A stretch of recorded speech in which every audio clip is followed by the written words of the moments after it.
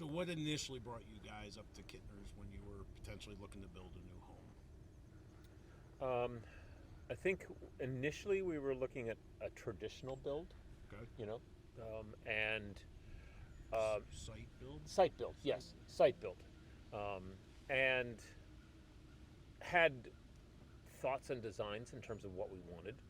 Um, but then came the realization of the expense of that type of house and Correct. what we were looking at. And I don't know, somewhere along the line, somebody suggested a modular.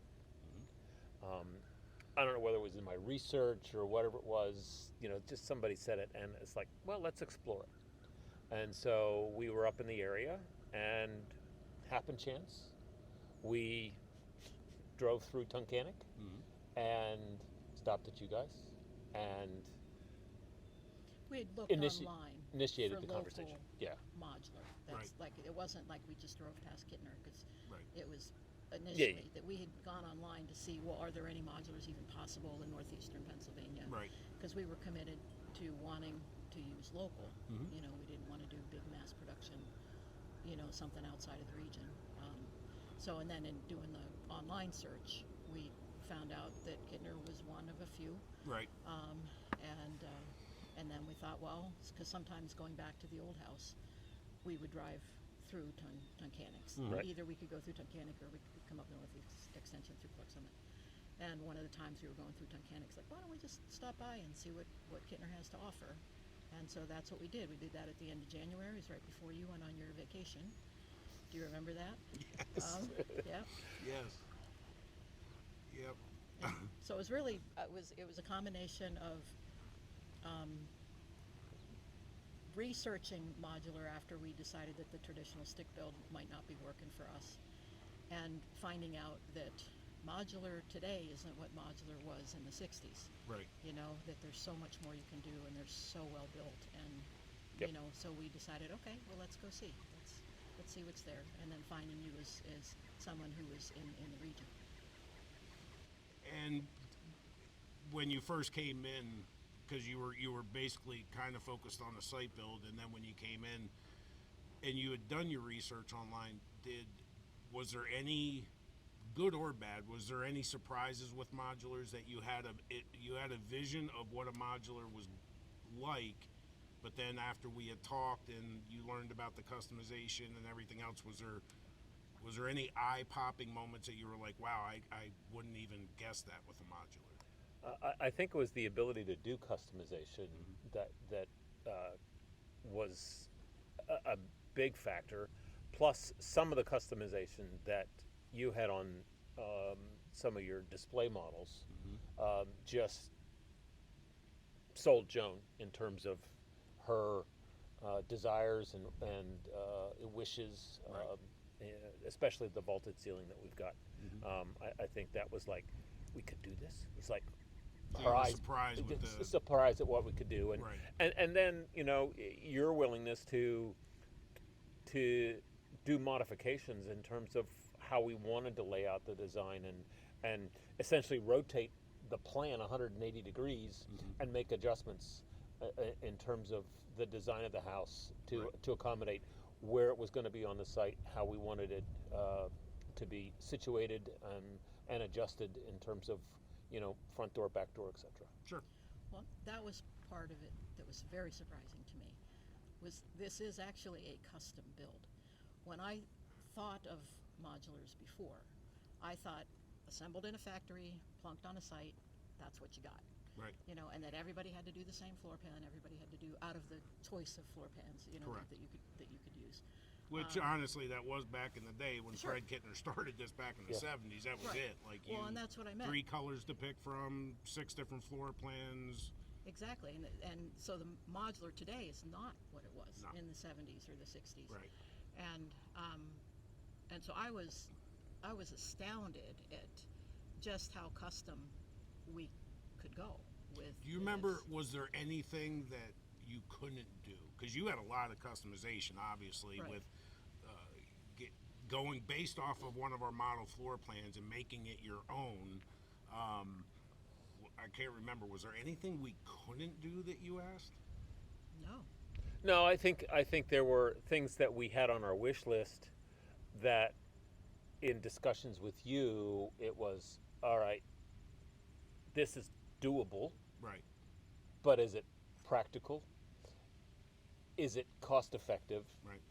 Is it realistic in terms of the house that you want and future living spaces? And so it was, a counsel from you in terms of, is this really the smartest way to spend your money? Which was good. So basically, what you're saying is, me as your salesperson, I actually kind of talked you out of spending money. Well, actually, It was good counsel. it was wise counsel. Okay. There we no, and it was, it. No, and Like- it's like in one of what our I wish do. lists, So right. but I just like No. hearing it because No. it's odd for somebody that benefits the more money you spend, Right. and I'm trying to We didn't talk you off the not talk you off the ledge, but Right. just to No, you counseling helped is a us. good word. Yes, I you guess. really helped us fine tune the dream, if you Right. will. Because of course, you have a dream of what you want. This is it for us. Right. But we won't move again. And of course, you think in the romantic sense and wishful thinking. Oh yes, of course we want the big 2-story farmhouse, and and talking it through with you, it's like, do you really need a second story? Do you Yep. want a second story? Well, if we didn't do the second story, then you could maybe do the vaulted ceiling, and like helping us. And I would much rather have a vaulted ceiling than a second story that we use once a year at the holidays when the kids Right. come in. So there were things like that helped us prioritize. I think the other thing that was very surprising to me in terms of like just opening my eyes was the quality of the modular. I kind of had historically equated modular, with Mobile. with a not well-made mobile home. I understand that mobile homes can be very well made, but with a not well made. And Right. again, this is back thinking about 60s and 70s. But when we look through the specs and you see that the specs for the house are every bit as good as a traditional stick build, if not better, and then it's built in a controlled environment, so it's not sitting in the rain, that was like, wow, why aren't more people doing modulars? This just I makes asked all myself that question. yeah, no, and again, looking at the quality in the models, I was like, wow, yeah. So yeah, there were some surprises, and I really don't think there was anything that you couldn't do. I think we had financial limitations, Right. and so we had to stay within our budget. Yes. But you'd have that anywhere. So like one of the modifications we made is that we had initially wanted an 8-foot porch as opposed to a 6-foot porch. Right. Well, the 6-foot porch is fine.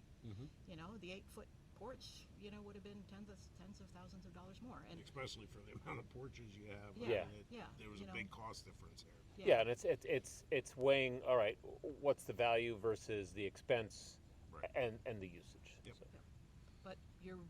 you really helped us navigate that, and for that we're very grateful. Thank you. You are most certainly welcome. So the process, you guys came in. Did we January get 28th. January 28th? You came in. Yeah. Did we pretty much immediately get the site guy up to the property, or did you guys While you were on leave? vacation. Okay. While you were on So vacation. we had our initial meeting, and I probably said, "While I'm gone, you guys can still be moving through- forward." Right. So we got the site guy. Week later, I come home, get your site costs together, and then did you pretty much pick colors right after that and pick all And we your? put a deposit. We down, we whatever put a the deposit down, and That was then in February. yeah, and then colors I think probably came in March Okay. as we were getting ready to closer to production Right. Of the unit. Okay. But we didn't look anywhere else. Well, when Honestly, yeah. when we didn't go, we read a lot of reviews of other modular places. I think one of the things that sold us on you guys, and I don't know if this is part of your questioning or not, but I'll just throw it in there while I can. Whatever you wish. Is that you have been working with the same subcontractors for decades. Yes. Kintner has been working with. And so you have reliable workmen, quality workmen, that you don't have any trouble as far as making sure you have the right men for the job. Other places, are going through contractors like there's no tomorrow. And for you to be it said a lot to me that the same guys are working with you all these years, because they must be treated well and must be doing a good job, and you wouldn't keep them if they weren't doing a good job. And so there just felt like the history provided a level of trust for me, and also the communication provided a level of trust for Oh, me absolutely. that just sold us with you. We read reviews of some other places that weren't so great. Right. We also had a friend who had Kintner do a house for her 30 years ago, and you guys still will help them if there are things that come up, you know. And Yes. it's so that was a great recommendation too. And virtually anybody we talked to locally, you say Kintner, and it was positive. You know, nobody had anything negative to say. So it was like, we know what we want. We know that they can do a lot of these things. Why look anywhere else?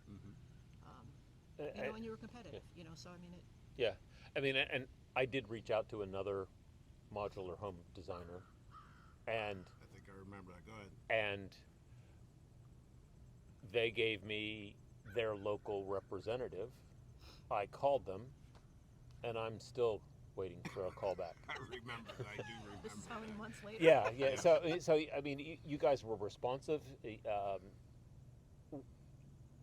engaged, and desiring of the business. When somebody doesn't respond to a Yes. a call or an inquiry about business, they're not looking for it.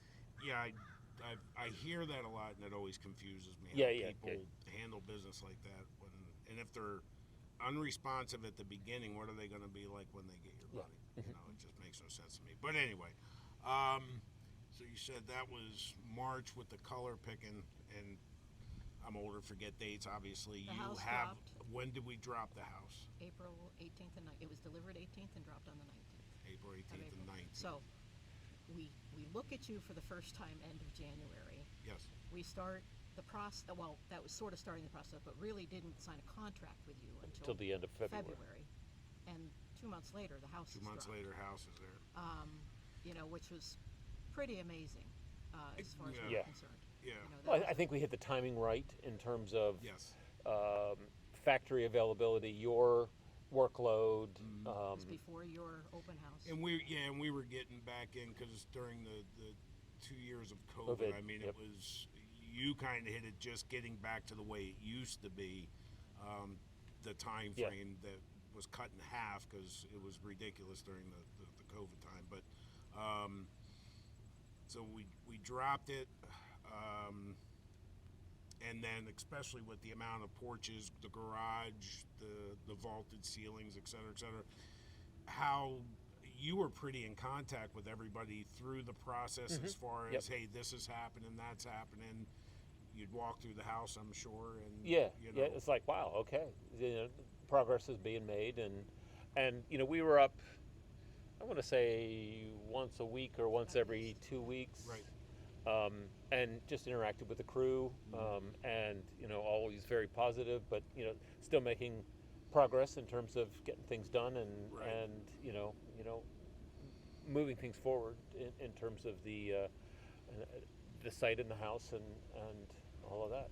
That was the other thing that we really appreciated was the whole point, the single point of contact, where if we had a question, it went to you, yes, and then it was given to whoever else needed it. But we Yep. always knew we could call you. It wasn't like, and you always can, and I you know. probably told you that. I mean, until Yeah.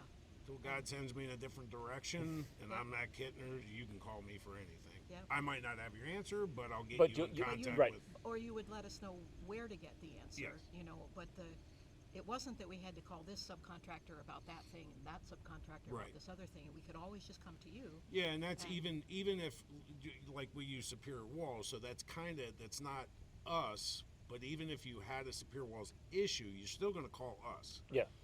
If our service crew can handle it, it's going to be handled. And even if Superior Walls has to come out for some reason, which I don't know, in my 17 years working here, I don't think we've ever had an issue where we couldn't handle it. But if, God forbid, there is something that we can't handle, when Superior Walls comes out, our service will still be here with Superior Walls. So even if it isn't our product, I mean, we're still going to stand behind Sure. it. Sure. Yeah. You know, not only with them, but with us. Well, and that's comforting.